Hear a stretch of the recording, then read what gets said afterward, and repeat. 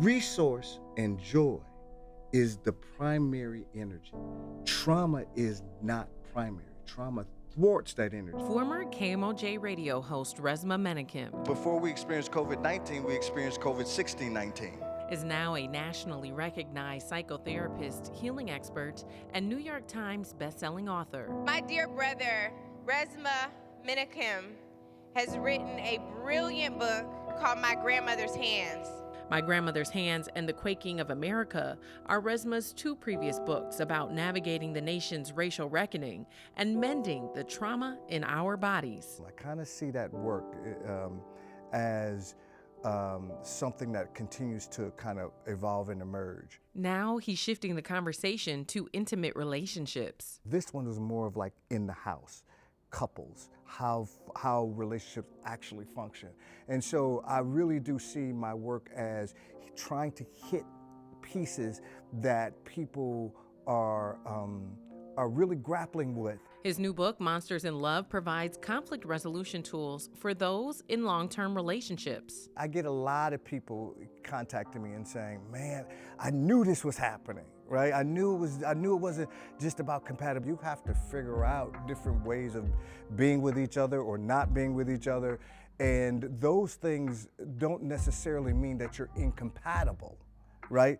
It just means that the part of the relationship in terms of the fuzzies and being in love with each other and date night no longer work anymore because you're not the same person. And most books that talk about couples work are usually using white couples as a standard. And what I wanted to do with this book was give people different understandings of the couple's configurations, as well as different types of couples, so people could see themselves in the book. Resmaa's Monsters in Love is available on Amazon and other major online book retailers. If you're in a long-term relationship, or you think you're going to be in a long-term relationship, or you're moving towards a long-term relationship, this book is for you. Why Monsters in Love? Because we monsters. I didn't want to call it Butterflies in Love or Hummingbird in Love. I wanted to call it Monsters in Love because I think when we're in long-term relationships and we get up against ourselves, that's exactly what's on display.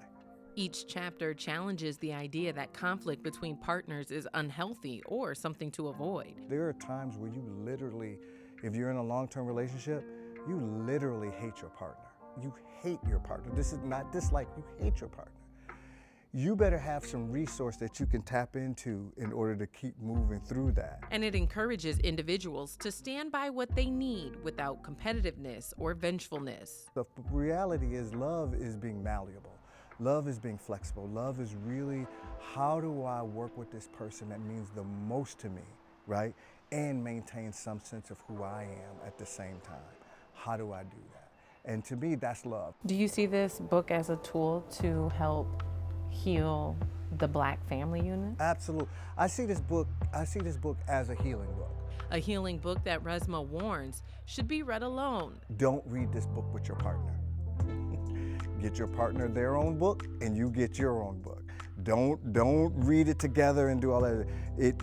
That will create arguments and fights in ways that you don't need to. I think that this book is a very important book in understanding the function of relationships, and to that I think it will aid Black families and but all families.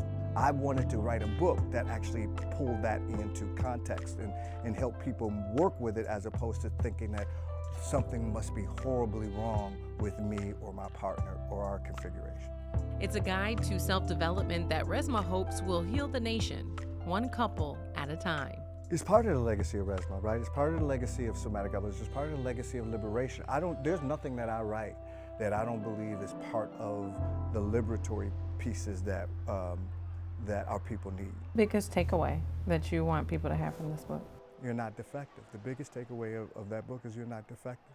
That what you think is actually happening in relationships, the things that you've known that you haven't been able to articulate, are actually true.